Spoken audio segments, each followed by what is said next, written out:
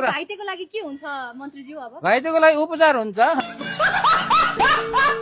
नेपाली जनताले निशुल्क शिक्षा पाउँछ नि त अब तपाईँ मन्त्री हुँदाखेरि? अरे म मन्त्री हुँदैमा निशुल्क शिक्षा कसरी दिने? म भगवान हो र भनेको।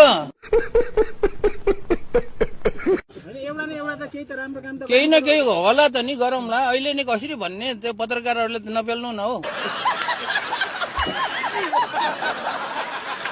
यति धेरै एनर्जी चाहिँ कसरी आउँछ सर?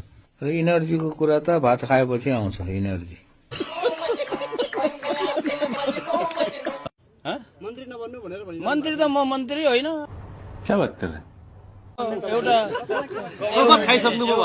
एउटा जिम्मेवारी, एउटा भनौँ न, एउटा औपचारिक रूपमा मन्त्री भएको हो, तर व्यवहारमा चाहिँ म मन्त्री हुँदैन। कुरो घाँस त्यो हो क्या। अरूले चाहिँ सेवा सुविधाहरू छोडिरहनु भएको छ, हजुरको केही छ त्यस्तो मन्त्रीहरू बन्दै गर्दाखेरि पाएको? सेवा सुविधा मलाई केही पनि चाहिएन।